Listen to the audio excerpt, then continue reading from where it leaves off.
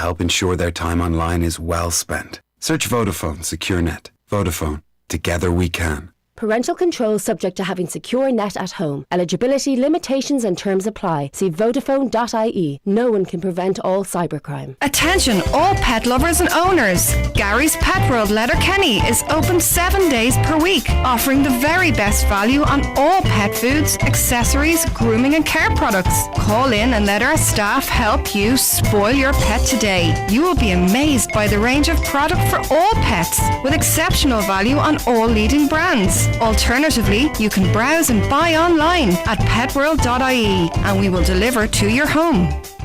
Mr. Blue Sky, please tell us why. The Euromillions jackpot is a guaranteed €230 million. Play responsibly in-store, in-app or at lottery.ie. The National Lottery. It could be you. Join the Highland Radio Outside broadcast team this Wednesday from 1:30 in Letterkenny Credit Union for the first car draw of the year. 2 lucky Letterkenny Credit Union members will each win a brand new Mazda 2, and there's €10,000 in cash prizes to be won. So tune in this Wednesday from 1:30 to hear if you're a winner with Letterkenny Credit Union. Call now on 074 91 25,000. It's the 9 till noon show on Highland Radio. You may recall on our Community Garda slot last week there was an appeal made with regards to a hit and run incident in Carndonagh, and it involved a young man being hit between 2:45 and 3:40 in the morning. Now we're joined on the line by Lisa, who is the young man's mother. Lisa, good morning. Good morning, Donal. Lisa, your son Nathan was the victim of this hit and run. Tell us what happened. Yes. Nathan was at the Tulnery nightclub and it was over and he was heading towards the Chipman. He was on the left-hand side of the road when he was hit by a car and just left their line. So, in terms of his own well-being, we know he was brought to hospital afterwards. How is he at the moment? Nathan has to go and get his nose rebuilt today. He's for out in Galvin tomorrow to get him facial reconstruction on the left side of his face. He has severe bruising to his kidneys. He has 2 broken teeth and another tooth that is shoved up into his gum, and he has busted lips and he has a gash to his right side as well. Now, there's work being done out the Galvin. I understand work has to be done in Sligo as well. Yes, yeah.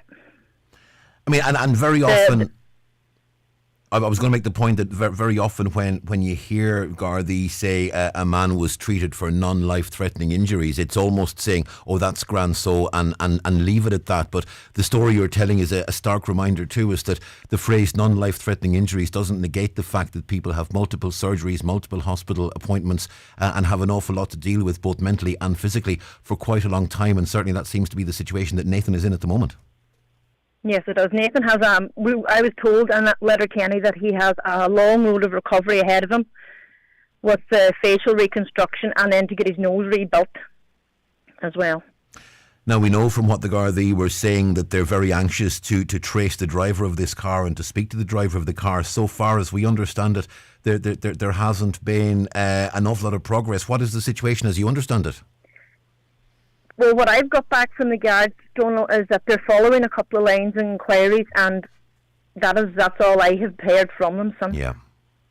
I mean, obviously, we will be hopeful that if anyone has information or dashcam footage that hasn't come forward yet, that they would do so and approach the Gardaí so that this investigation can progress, and that's an appeal you want to make yourself as well.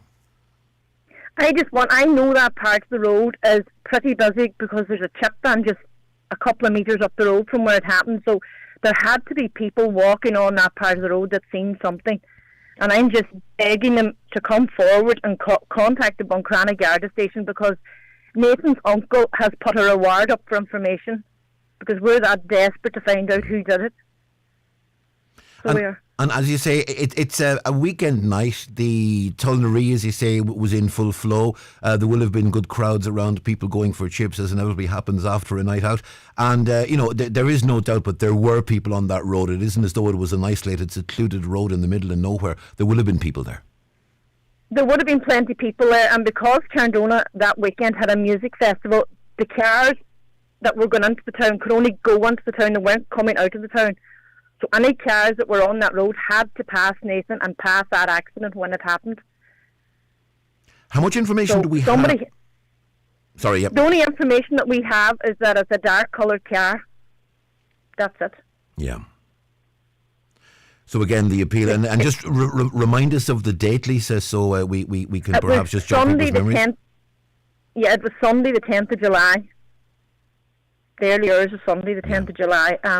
Between 3:35 and 3:40 is what I've been told off the Gardaí. Yeah. So that's a week ago last Sunday. Yes. Yeah. In terms of Nathan's own health, Lisa, as you said, physically he's got a long road ahead. I mean, I'm sure this incident has had a severe effect on him mentally as well. How is he in that respect? He just wants to find out who done it, because he's had to he's lost out time in his work, and he works in the local Anishon co-op, and he's lost out time as well in the local GA club. Yeah. And he just wants to be back out working and back out playing the Gaelic games that he's got coming up now, but he can't play nothing, and he can't do, he's back to square one. Yeah.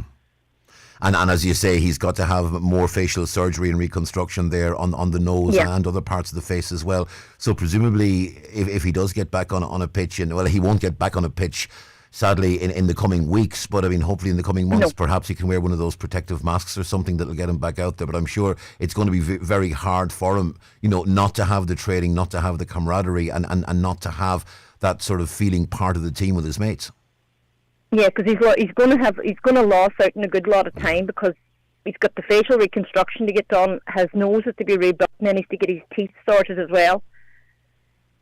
So just to remind people, this happened between 22 and 3:45 in the morning on Sunday, July 10th, the early hours of Sunday. That's a week ago last Sunday, and it happened close to the chip van near the Tulnaree. What's that road known as locally? It's the Mcdade Road. Yeah. It's between Tulnaree and going onto the town. It's just right beside the old co-op building. And obviously a lot of traffic on the road. And as you said, there was a sort of an impromptu one-way system working at the time because of the music festival. So any traffic on the road would have been coming in toward Carndona. Yes, it had to be. All the cars were going on towards Carndona that night. Yeah. So somebody had to see something. And I know myself that road is pretty busy at that time. Yeah. So we don't have too much detail. We know it was a dark coloured car. We can't give any more detail than that. But if you saw anything on the road, if you witnessed the incident, or if you saw any cars that may have been involved, or if you have dashcam footage, anything you have, and we always say this because it's true, Gardaí very rarely solve something like this by getting one big huge piece of information that solves everything with one fell swoop. What tends to happen is Gardaí will get 15 small pieces of information that'll all be painstakingly put together like a jigsaw, and that's how they come to their conclusions. So however small or minor you may believe the piece of information you have to be, the fact is Gardaí may well be able to use that to make a bigger breakthrough. Yeah, because it was the worst phone call that I could ever get at 4 o'clock in the morning. So it is, and I wouldn't wish it on anybody else. Yeah. Well, thankfully, Lisa, I can think of perhaps one phone call that might be worse, and thankfully it wasn't that. And no, it wasn't that. As we say, thankfully, we are talking about Nathan's recovery, and we're talking about Nathan getting back onto a pitch. And, we can take some comfort in that, because it could have been worse in that respect. And thankfully it wasn't. Lisa, thanks indeed for speaking to us this morning. Thank you, as Donal. we say, if anyone out there is in a position to give any information to Gardaí, however minor you may believe that information to be, just please do come forward, because you can hear from Lisa's voice and from what Lisa is saying. The family want answers. Nathan wants answers, and there'll be a sense of needing closure until those answers are forthcoming. So if you can help the Gardaí in that investigation, you can call Gardaí in Buncrana.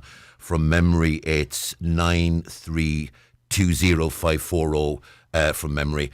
And we're going to take, as I say, that's the number there for, I think, as I say, it's 9320540 from memory, and if I am wrong, I do apologise for that. Let's just take a look at a few comments.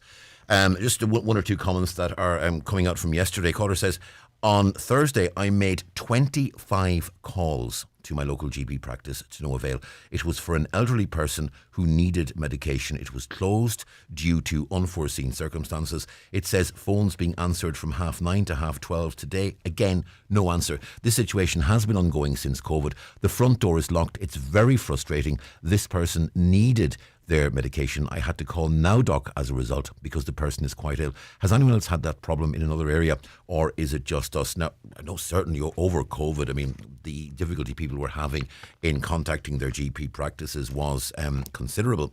So the situation should be improving at this point in time, one would have thought, but it certainly seems from this caller they are still having difficulty making contact with their GP.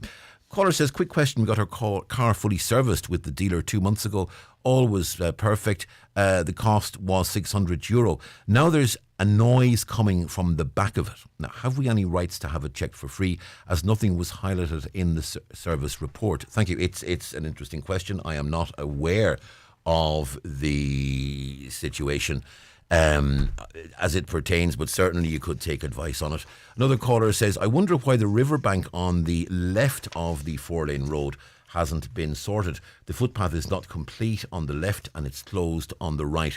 I know they're working on it at the moment. I happen to be walking out that on the left hand side, and it's clear there is more work to be done, but it's a good question, caller, and we'll see what happens with that.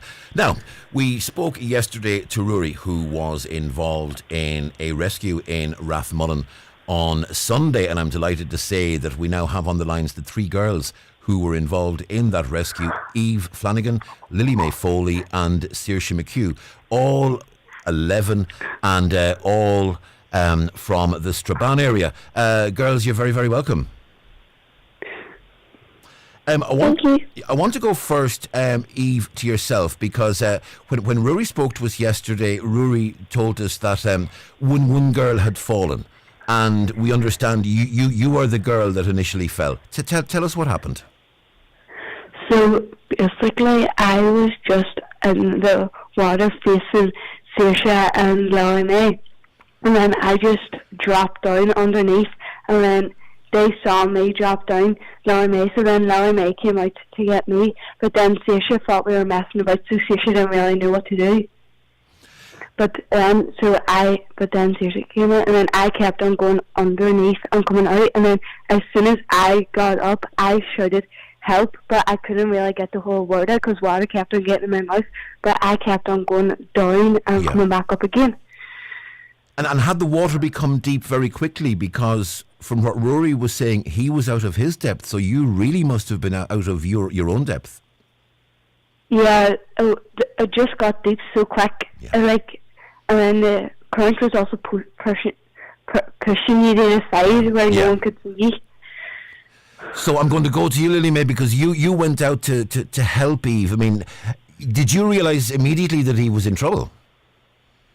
Yes, because I knew Eve couldn't swim, so I was even more worried, because even if she was messing about, she couldn't swim, so she wouldn't have made it back if she was joking. Yeah. And I seen her go around the side then where the boat army comes in and out, and I kind of went after her, and we kind of just both went under at the same time, and Saoirse thought we were joking, so then we kind of tried to explain it, and then when she realised, she kind of got pulled over as well. Yeah. And then at that point we were kind of all just trying to get up for air.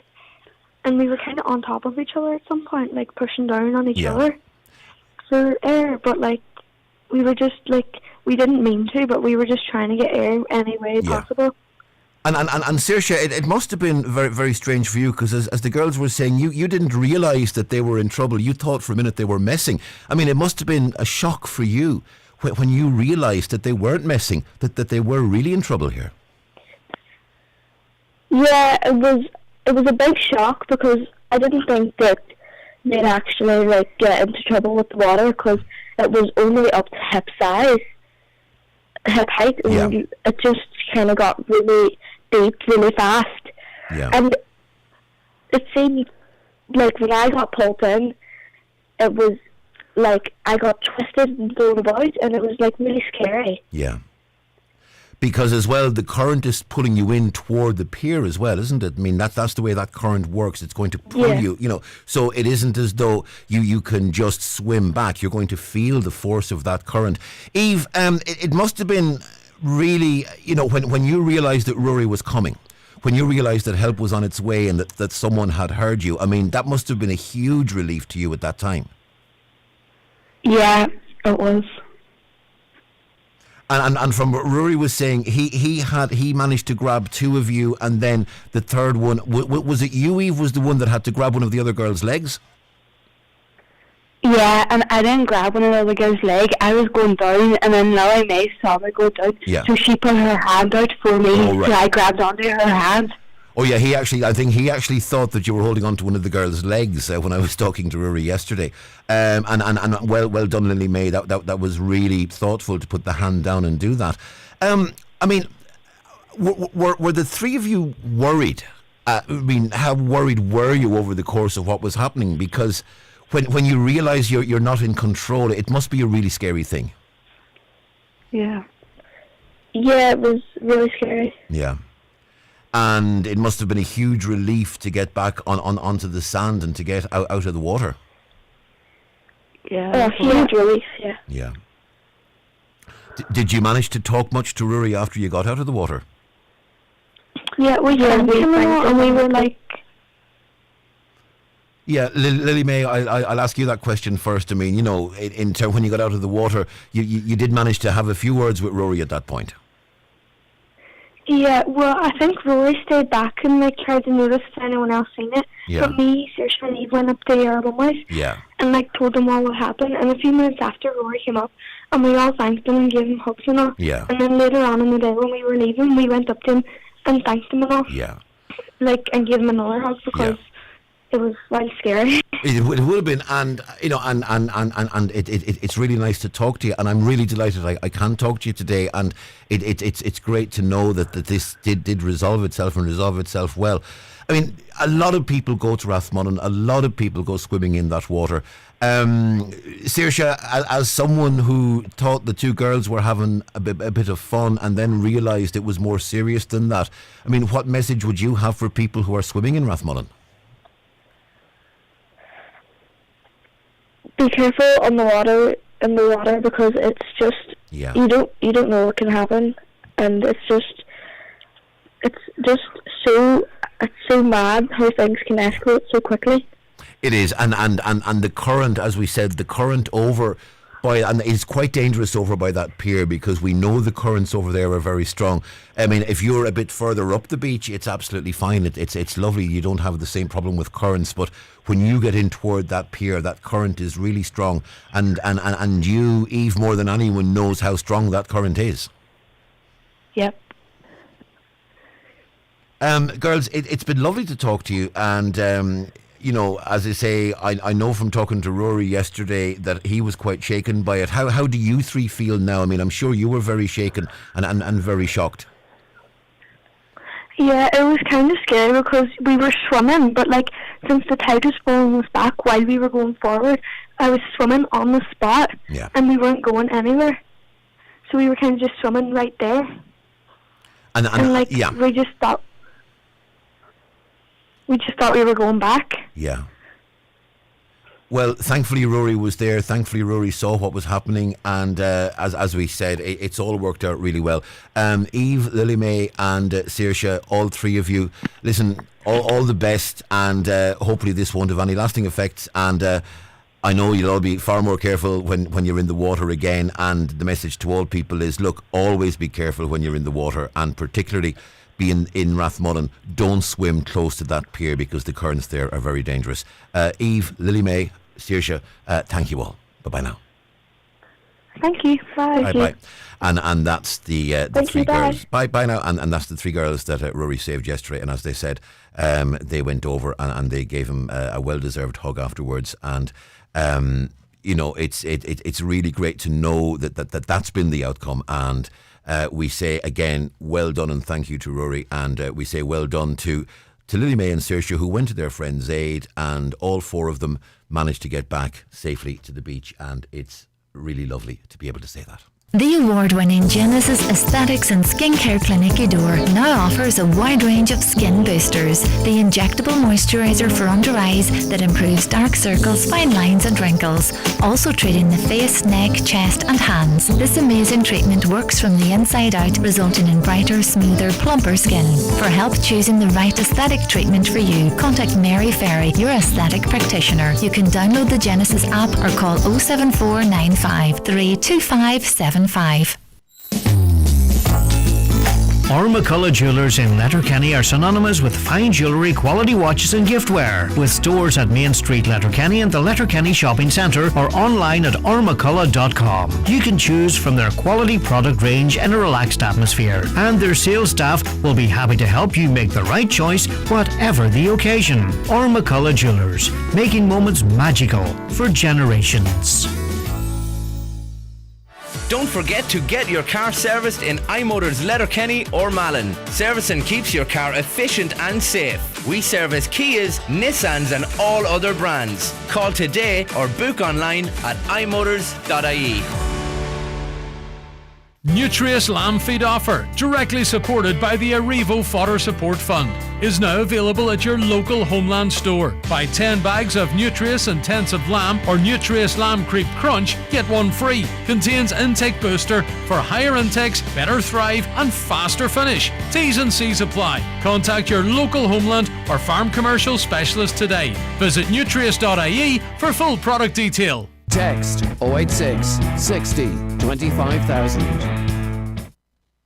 And you're welcome back to the 9 till noon show on Highland Radio. Now, you'll recall yesterday there was a story in one of the papers about pornography being a subject in the Leaving Cert. Now, that's the way it's sort of phrased, pornography to be Leaving Cert subject. Now, look, we all know it's not. What's happening is that the SPHE programme is going to be updated. The Education Minister, Norma Foley, saying that the current relationships and the sexuality curriculum in schools is outdated and will be significantly reformed. And as part of that reform, information about pornography and perspectives on it are to be included in the programme. Now, I'm joined in studio by Mary Hurley, who is manager of the Donegal Women's Centre. Mary, good morning. Good morning, Donal. Thank you for inviting me. Mary, in terms of this updating of the SPHE programme to include topics such as consent and digital media and online pornography is going to form part of that discussion.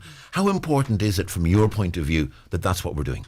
Oh, Donal, I think it's vital. The original programme that was there is over 20 years old. So it was time for it to be reformed, to bring it up to date to what actually our young people are involved with now. And I suppose the biggest change will be the online, access to online material, access to online stories, just the whole access to the internet as a whole.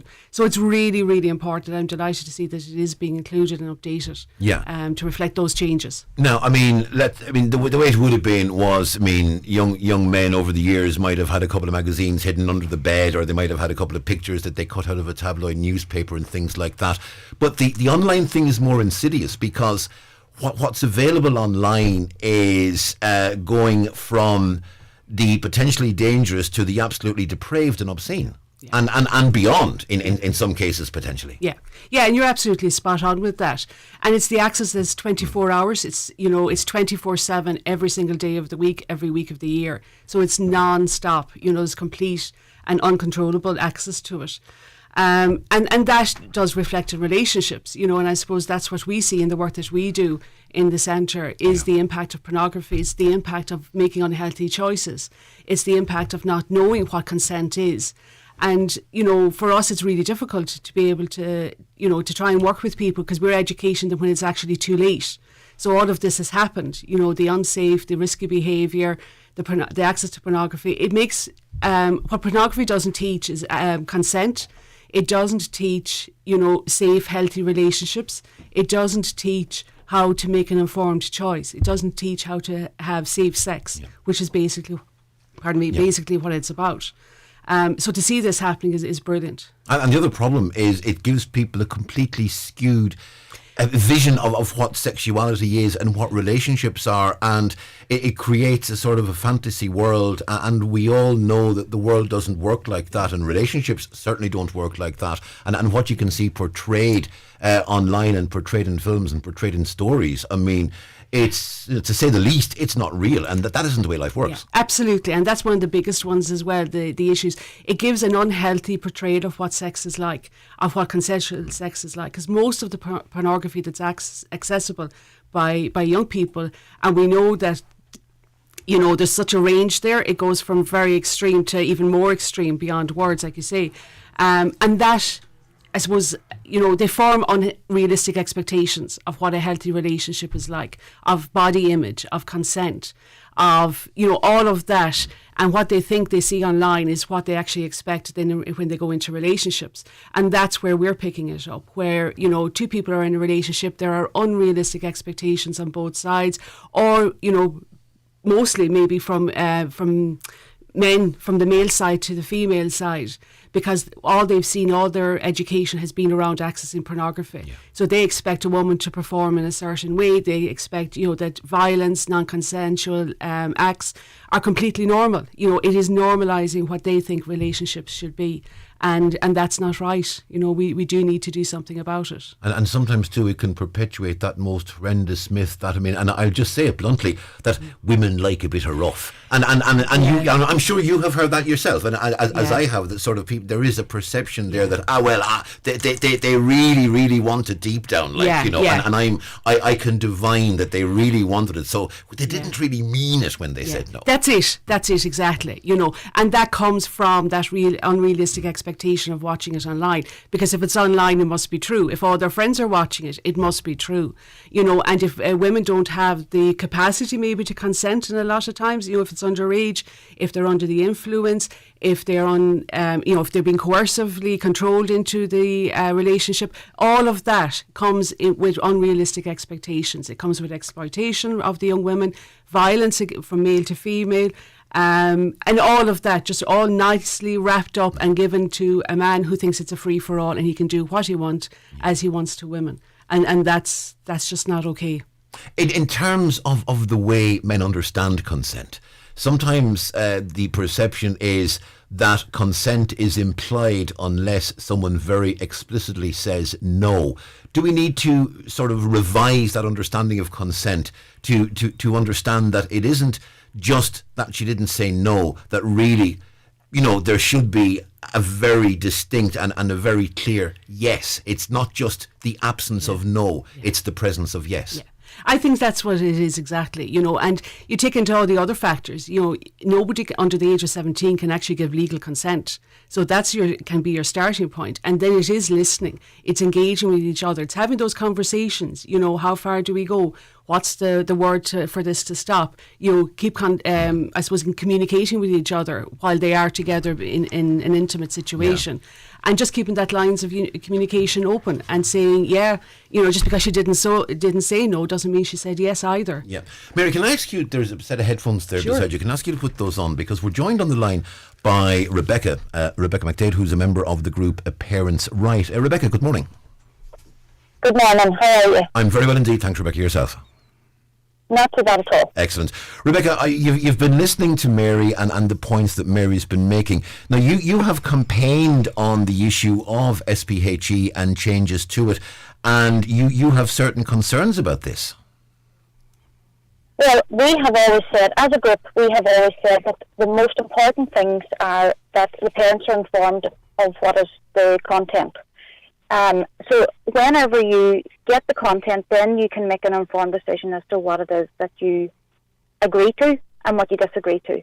If you don't have that information, you can neither argue for or against.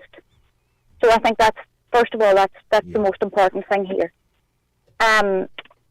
I think that the other thing that needs to be addressed here is the issue of the access that children will have, or certain age. I mean, we have to go down to, obviously, the age group that they wish to give the information to. Is it first, second? Is it only junior cert year? You know, because you're talking about minors. Yeah. And this ultimately has got to go down to the parents and the legal guardians of these minors. Mary, do we know what consultation the Minister has done, and do we know how this is going to be organised on an age basis, or is this just the start of a discussion process? Yeah, that's a really important question. My understanding, and I suppose I need to clarify, I'm not here on behalf of the government or anything like that. I'm here purely from Donegal Women's Centre. My understanding is this has been an initial consultation with the students and with teachers and with appropriate adults within the school setting. From yesterday, there is a draft available on the NCCA website, and people can go in and download it. And from yesterday, there is a 3-month consultation, and anybody can actually feed into that consultation. So now this is the opportunity for anybody who wishes to, contribute or have comments or thoughts on this. This is their opportunity to do so. Rebecca, is that enough for you, or do you believe that the government and the department should be doing more to specifically speak with and consult with parents? Oh, I think that the only way forward on this is to get meetings in the schools where the parents can go to the school. The school can actually give the information as to what exactly will be taught. And I think that that's the only way you're going to get proper engagement, because, as you know, everybody is busy. You'll have families where maybe the 2 parents are out working, and you don't know what time they're going to get finished that in the evening. They also then have to come home. You have dinner to get ready. You have homework to do. There's a lot of time taken up there specifically for that alone, and that's only family everyday life. I think that there has got to be nights put in place in the school where every school informs the parents. That would be the best way forward, I think, in that. And I also think that there has got to be legislation on the access of content. That, it's another issue. I mean, you can't just go down to say that, to the issue that children, you're kind of putting all of the responsibility on them. Yeah. I think that's wrong. In terms of your own concerns, have you had a chance to go onto the NCCA website and download that draft and have a read of it yourself? Well, I didn't know that it was available right now, because I know that I had tried to get on before and the content wasn't available for other aspects. There was other things that I wanted to check up, and it wasn't available. I think there was a crash in the system or something like that. But it's good to know that information at least is available now, that people and the parents and the legal guardians can now take the opportunity to go on there and have a look at the information. But again, in order to get proper engagement and in order to get a proper informed consent from any parent, you've got to show them exactly what is going to be taught. You need the language, you need the wording, you need to know who's going to do it, who's going to deliver this, how are they going to deliver this. It's not just a very plain black and white canvas here that we've got to work off. Yeah. There's so many different aspects that we have got to consider. And as I said, given the fact that these are minors, they are not in a position to make proper informed decisions for themselves either. So parents have got to guide them. They need the guidance of their parents until they're at least 18 and long after that. Now, I know you no matter what age we are at, we'll always go back to the parents again. No, I do know that you have over the years, and we've spoken about this before, and you've spoken to Greg indeed, that you have particular concerns about the age groups and what age groups are being thought what under the wider SPHSC programme. In terms of what's being discussed at the moment, in terms of issues of consent, in terms of issues of online and material that's online and the potential dangers of that material, I'm sure you have no issues with that being taught as part of a programme, provided, as you said, that it's to children of the appropriate age for that information. Yeah, well, that again is where, Donal, we have got to know exactly what the wording is going to be. That's crucial. The words that they use, how are they going to describe these words? And, you have to think at the end of the day also, what benefit is this going to be? Because you're going to have some children who may get content on the internet or wherever. Yeah. You're also going to have other children who are not going to be exposed to any of that. And what you're doing then is you are totally disregarding the innocence of that child who doesn't know anything about it. in order to inform Is it another not child. important? Is it not important, Rebecca, that children are aware of potential dangers out there? Because I mean, we know, and sadly, and it's a terrible thing to say, but sadly, many teenage children are potentially vulnerable. They're potentially ripe for exploitation, and as well as I utterly understand your concern about giving them inappropriate information. But is it not also vital that they understand the world around them, so that they, perhaps in their innocence, will also know if someone is trying to act inappropriately towards them? Yes, and I think that is also an issue where the parents and the guardians need to have that.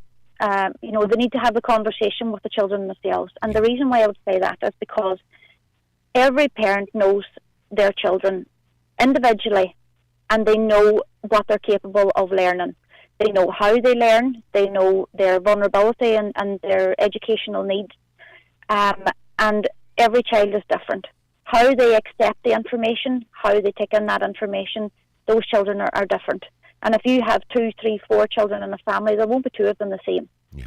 And I think that this, the one-track pony of the approach, going through schools and teaching the one thing to every single child, that's not acceptable. Because that is not going to be acceptable for that more innocent child.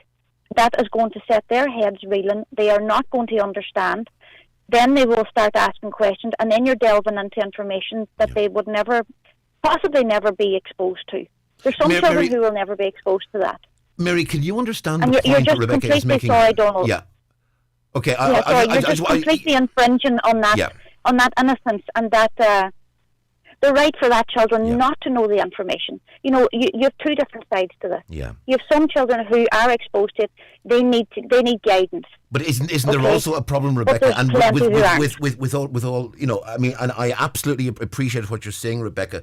But I think there are going to be very, very few children, and I will be blunt and honest about this, particularly boys, who will go through an entire school 5 years or 6 years or however long it is, and not pick up this information in the playground, not pick up this information in conversation with their friends.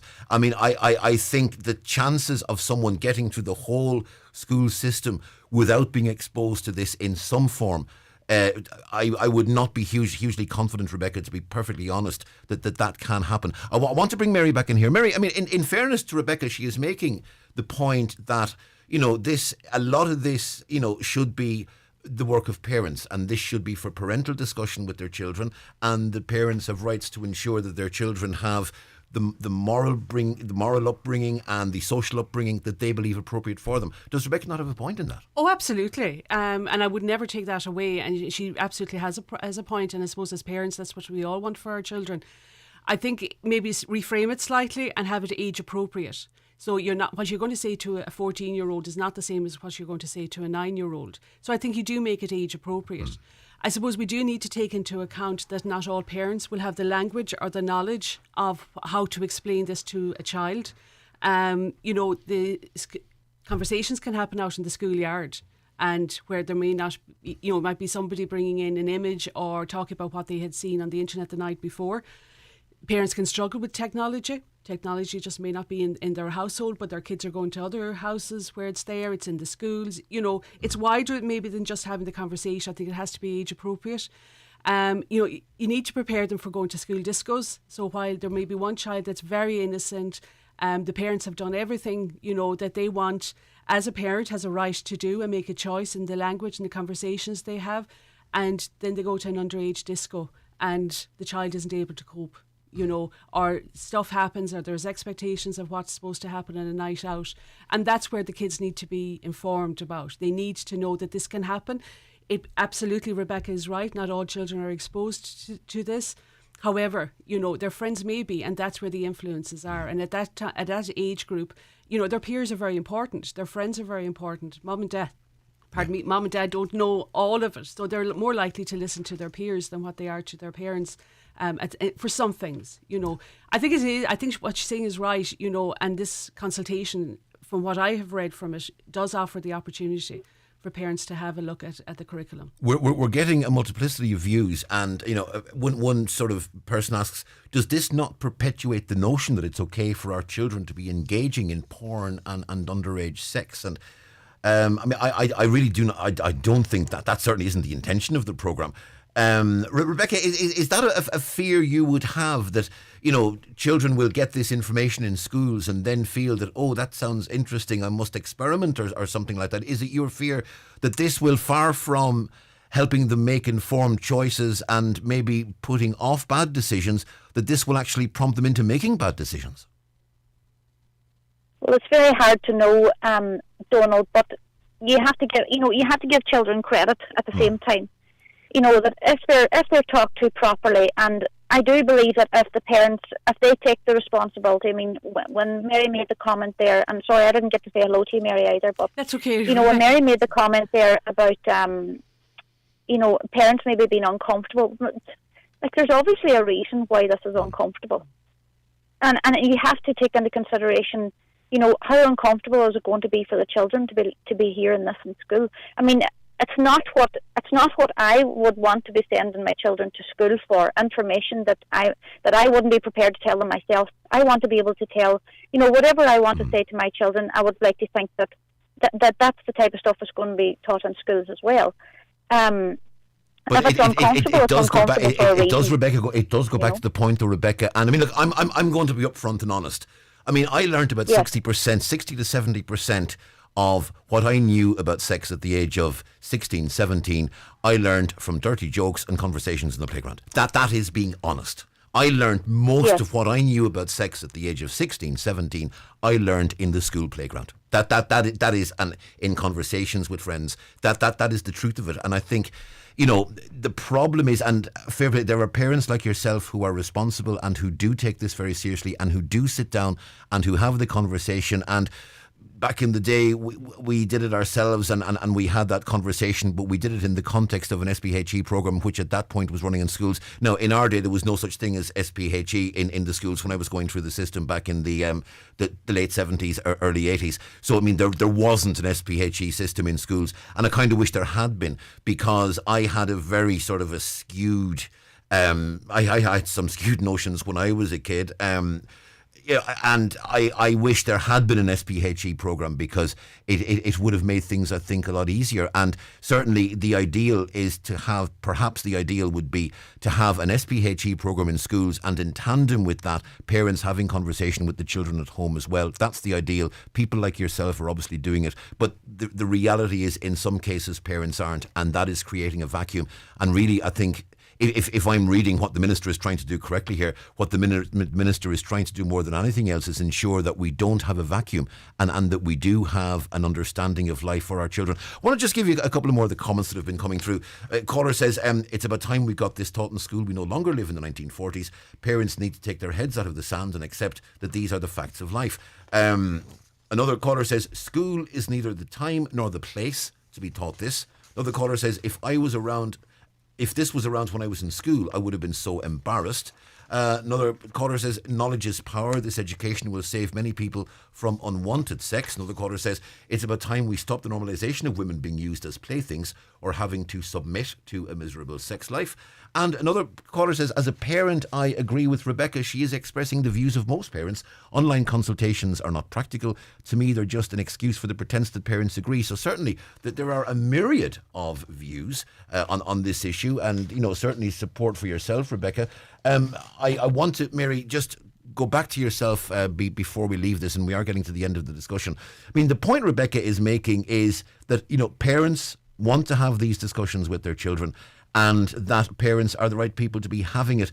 Is it your concern that, in certain cases we can have a vacuum? Is that the real problem here? Oh, I think that's the reality. That's where we are now. That's why there's sexual abuse, domestic abuse. That's why there's a need for all the sexual and domestic violence services in the country, because there is that vacuum. There's a lack of understanding, of respect, of consent, of what is it to have a safe and nurturing relationship.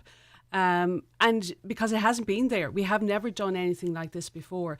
And for me, I think it should be an all-round approach. So the parents have input, absolutely. The school have input. The communities have input. You know, it is about rallying around the children, giving them a holistic approach that they can make an informed choice when the time comes. That's what it's about. It's about keeping our children safe. It's not about putting notions or ideas or, you know, kids are curious. Kids have an insatiable appetite for information. They're going to find it. Why not give them this information in a safe place, have resources around them to support them, that whatever comes up, that the teachers are trained appropriately, that there is, you know, the appropriate support there when they get the information, that it's given age appropriately in a language that they can understand, you know, because the conversation that we're having today, you wouldn't have that with a 9-year-old or a 10-year-old. You would talk about it differently. You would talk about, you know, minding yourself, permission for people to give you a hug or to touch you. You'd be dealing it very differently. So I think the earlier that we start with this, the more that we are going to prevent sexual assaults, domestic violence incidences, rapes, everything. You know? I want to give the final word to Rebecca. We have literally 30 seconds. Rebecca, you now have the opportunity. There's a 3-month consultation. Obviously, you and your colleagues in A Parent's Right will be taking the opportunity to making your views quite clear to the Minister and to the Department. Yeah, well, Donal, you have to consult with the parents first. That's it. You have got to inform them of the information. When you do that, then you get the opportunity to actually see exactly what's there and what's available before you ever ask for their consent. And you must ask their consent. It's worded on this that it will be taught, that it will be mandatory and it will be taught regardless. I don't think that is the correct approach in any of this. You cannot disregard a parent's right. I'm afraid, Rebecca, that is where we're going to have to leave it. Rebecca Mcdade from A Parent's Right and Mary Herlihy, manager of Donegal Women's Centre. Thank you both very much indeed. Thank you, Donal. Thinking of North America? Aer Lingus from Donegal Airport is the way to go. With great fares and onwards connections across North America, you'll fly via Dublin, where you'll pre-clear customs, saving you time on arrival. See airlingus.com. Offer subject to conditions and availability. Did you know that last year Pieta supported more than 600 families who had lost a loved one to suicide? Or that we have Pieta centres across Ireland, providing almost 1,000 hours of counselling every week. Or that we are now hiring additional therapists to meet the growing demand for help. Pieta services are completely free of charge. If you would like to know more about our life-saving work or how you can join the Pieta team, go to pieta.ie. Pieta. Ending suicide. Beginning hope. The Clonmany Agricultural Show. Entries now been taken until this Friday the 22nd of July. Entries after this date cannot be accepted. We are now in the last few days for entries to livestock and home industry sections. Entries can be left at Boggs Butchers Malin, McCarran Shop Quigley's Point, G&S Carndunna and Joyce's Centre Clonmany, or sent by post or email. The Clonmany Agricultural Show, the 22nd of August, a day not to be missed. Beat the cost of Brexit with no customs charges. Do you need a UK address for your limited company or personal use? Space Hub in Derry can provide you with your own mailbox. Have your post and parcels delivered to Space Hub and collect at your convenience. There's brand new 20-foot shipping containers now in stock, ideal for all your storage needs at our Springtown and Coolmore depots. Find us on Facebook at spacehubderry.com or call 04871 878077 for more details. Live, on air, online and on the Highland Radio app. This is Highland Radio News.